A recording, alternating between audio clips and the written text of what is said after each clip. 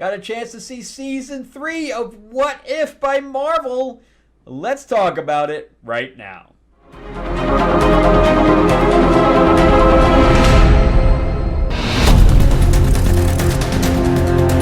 Welcome back to the channel, everyone. Thank you so much for spending time with me as we rant about movies, comic books, and television shows, as well as the occasional board game. I am your host, Frank Zanka. I'm an award-winning screenwriter, novelist, and comic book writer, as well as a filmmaker. And yeah, we're going to talk about Season 3 of What If by Marvel. And this is the animated series. I just got a chance to see Season 2 recently because I switched my Disney Plus back on to watch Skeleton Crew. So I just got a chance to see Season 2. And if you... I'll put the link over here if you want to watch my review of Season 2. But I liked half of Season 2. I thought half of it was decent. And, you know, it was very obvious from Season 2 that they were putting Peggy Carter in the forefront of What If. That she was the poster child of What If, which is why we don't ever get to see Steve Rogers actually as Captain America in any of these things. So, you know, he's for the most part, he's gender swapped into Peggy Carter or Captain Carter, however you want to say it. So with this episode, with this season, I was going there like, well, if I like half of it, I guess, you know, it'll be fine. Wow, was this season a letdown? Oh my God. This was a wasted season. I don't know how much money they paid for this, but the writing on this was so bad that anybody who got paid for this should give their money back that they made, because they did not earn it. Wow. I wonder how the pitches are made. Is it like the producer tells them what it's going to be, or they sit in a writer's room and they go through, which just makes more sense to me, that they're in a writer's room and everybody gets their own episode to write after they decide what the arc is going to be. And the arc for this one is Uatu getting in trouble. That's the whole entire thing for this. It's Uatu pushing the envelope too far, where he's getting involved in the outcome of some of the things that he's watching, although he's watched the hundreds of times over. I don't know. I really did not like this entire season. There's only one episode that I thought was bearable, and that's only because I like Westerns. So let's jump into, this is a truncated series 2. I think they were mostly 10 episodes, and this was 8. Let me just check that to make sure if I'm right, that if they were, I believe they were 10. Though the last one was 9. I knew they were longer. 8 did feel a little bit short. And yeah, so the last 2 were 9, and this past one was 8. So it was only deleted by 1, which was better for me because, oh my God, if it was, I couldn't know if I could stomach another one. But I think this is the final because the poster says this is the end, and then when the final credits go up, it was different. It was like the end of a movie, you know, where it was all just like fully one card type of thing with a colored background, which they didn't normally do. So I think this is it, and thank God for that because they can't drill this into the ground anymore. So I mean, the first season was pretty decent. The second season was only half good, and this one was totally crap. So you can't go any more downhill than this, so they're probably better off just finishing it up. But the first one was called What If the Hulk Fought the Mech Avengers? So we got to see kaiju, and we got to see, you know, mechs. So it was Pacific Rim. Totally stolen. There was absolutely nothing unique about this at all. And Tony was, David Bruce Banner, because that is David Bruce Banner. So, but I don't think they used David for the most part in any of the movies. But Bruce somehow disconnects himself from the Hulk, which would mean that he doesn't have any of the Hulk anymore, but somehow he retained it. But this other portion of the Hulk became a kaiju, where he was able to throw off, he became Godzilla, and he was able to throw off little Hulks. it was so bad. It was literally horrible. And then you have the mechs that are all made up of, other Avengers. So they're fighting kaiju with Avenger robots. Just bad. Just bad. And then he finally has to talk Bruce coming out of retirement. I did like the little house on the side of the wing of the plane, though. I thought that was cool. But that was about it. It's the only piece of that whole thing I liked. So anyway, they decide that they can't beat him, so they talk Bruce into coming out and helping them, and that's the end of that. And he's like, we're still friends. We're still friends. And he's like, with the big eye, I just win him. So horrible, man. So horrible. All right, so I have nothing good to say about that except for the house on the side of the plane. All right, and then number 2. What if Agatha went to Hollywood? Who came up with that piece of shit? We're like, oh, we could bring Bollywood in because we're going to bring in the guy from the Eternals. So this was all about the Eternals for the most part because Abraham or whatever it is was coming, and Agatha to destroy the Earth, and Agatha needed the powers of needed the Eternals' powers to basically shave him off. That's exactly what happened. So she brings the Eternal guy in because he's a Bollywood guy, and they're going to be, Tony Stark's dad, Howard. Yeah, Howard Stark is now doing a movie. I guess what's his face? That was the big millionaire that decided to go into the movies. So they modeled it off of him, and he did one of the most expensive movies of the time, which was the war movie. God, what the hell was his name? The guy that was Recluse. But anyway, so the dancing scenes, the animation was so bad. The movement was horrible. So they have this whole Bollywood thing, and they're all dancing, and she comes out, and she's got this big gown on, and then she grows to be, 10 million feet tall, and she fights with Abraham, and she basically beats him, and then they talk her into just being an actress. It's so horrible. How did they come up with this? You know what? We're gonna have Agatha go, and then she's gonna be like a big Eternal, and she's gonna fight the big guy, and then but she's gonna want to be an actress because that's the best thing ever. Stupid, so stupid. All right, so let's jump into number 3. What if the Red Guardian stopped being the Winter Soldier? Oh, not stop being, but stop the Winter Soldier from basically killing the Starks, basically. So, Red Guardian just gets in the way. He doesn't want to kill anybody. He wants to be a hero. So, he stops Winter Soldier from killing the Starks. And they go on an adventure together.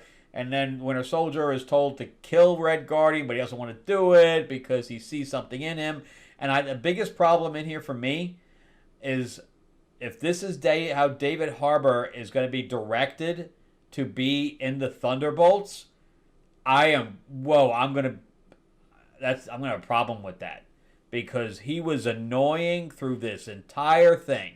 And I can, from the trailer in the Thunderbolts, he was annoying in there, and now he's going to be triply annoying.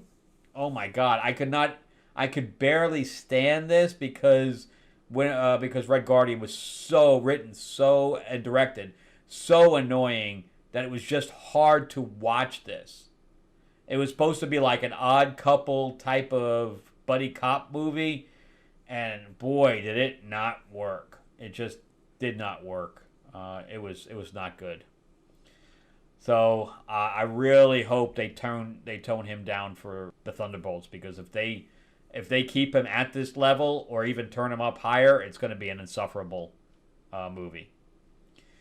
All right, moving on to number 4. What if Howard the Duck got hitched? Oh my God, this one was so stupid. They're all stupid. So it's like, what if Darcy and Howard the Duck somehow had sex and fell in love and got married and end up having a baby where she gave birth to an egg of a child that was supposed to be the Messiah or whatever, where every piece of the Marvel Universe was after them and wanted the egg for themselves, including the Grand Master and all. It was, oh my God, this was insufferable. This was barely watchable. It's what whoever thought this was funny, this was not funny. This was just stupid. Just stupid. Oh my God. I can't imagine writing this going, oh, this is so funny. Like, no, you missed the mark everywhere. Everywhere. It's not funny. Anyway, before we move on to the other stupidity,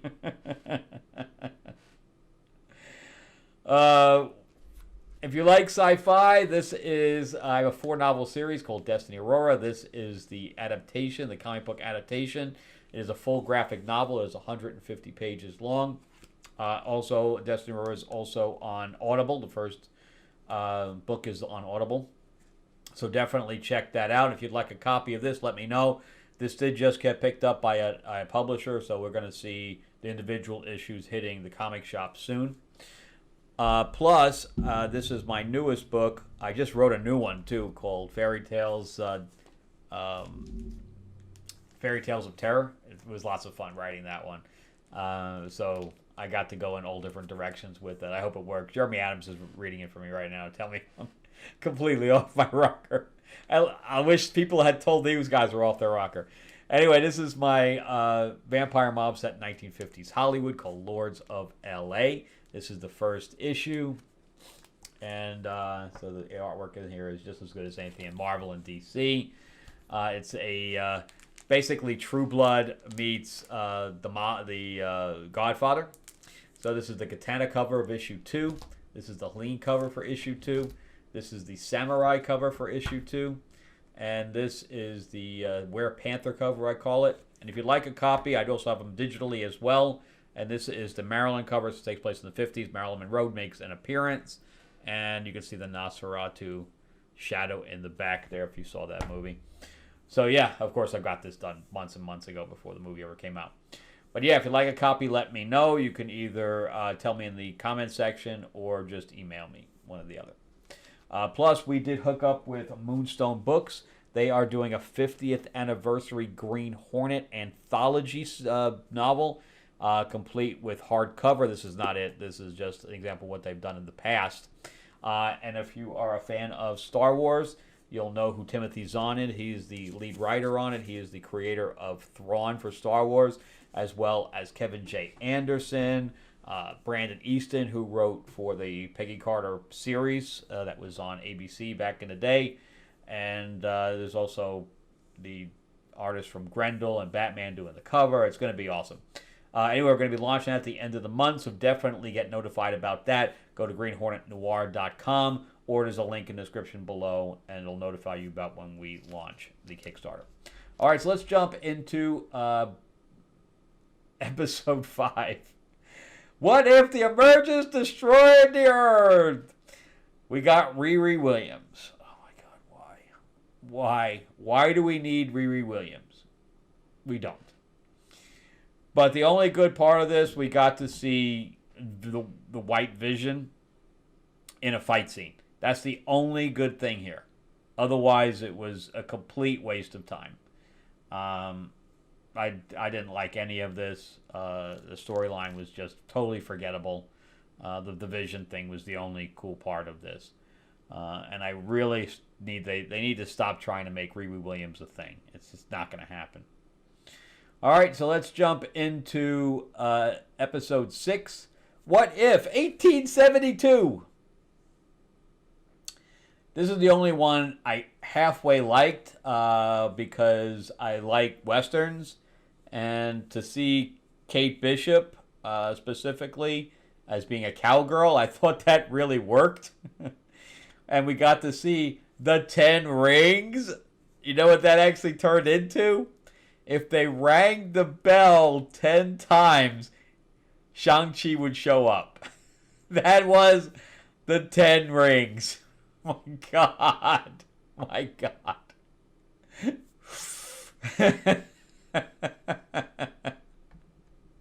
You know what, man? We got 10 rings. What else can we do? Oh, there's a bell that rings. Oh, yeah, that's really good, dude.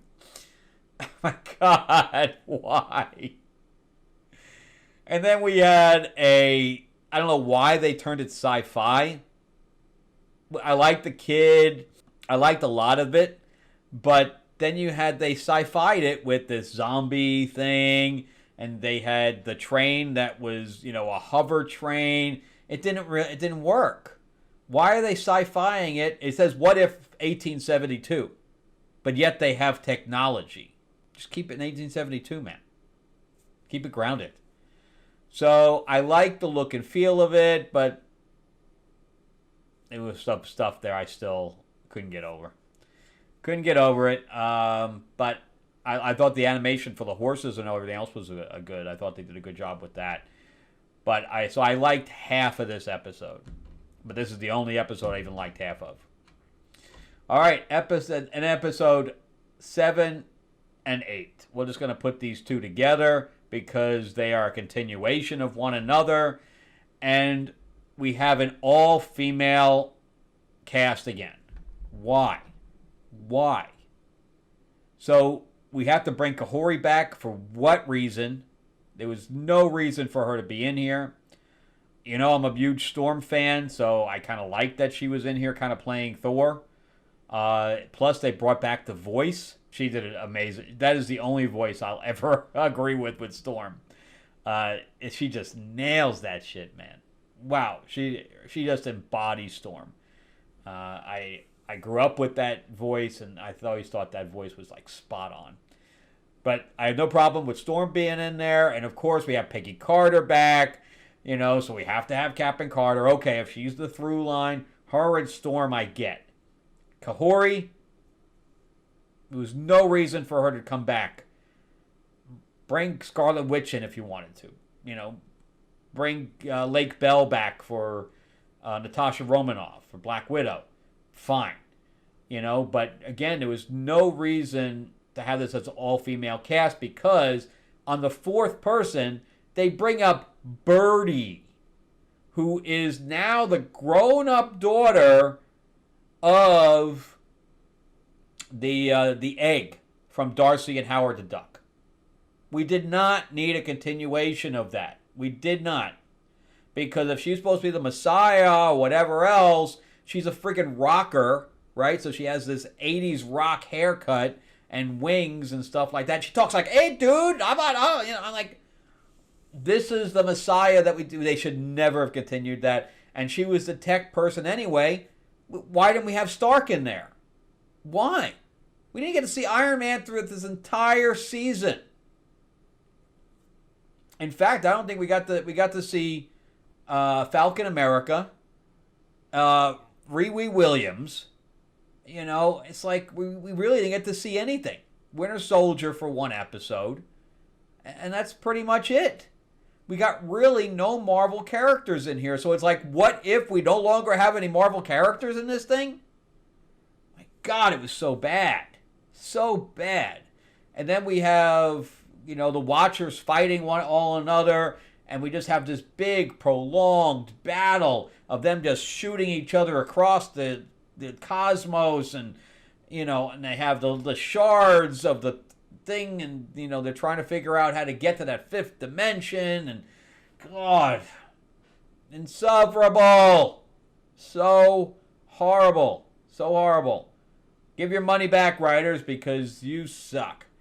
So all we have I'm gonna blast you. I'm gonna blast you. I know nobody can get hurt here. Nobody can get hurt. So it's like, I'm blasting. So it's like 10 minutes of just people blasting each other. Just horrible. All I can say is, thank God it's over. Thank God it is over. So I liked half of an episode of 8. Out of 8. That is a bad statistic.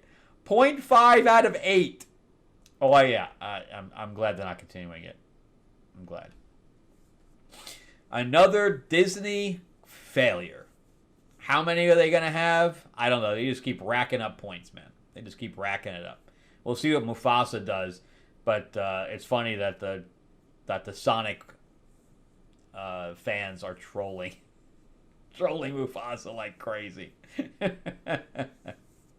Anyway, that's it for me. So if I'm going to rate this series, it's going to be like a 2 out of 10.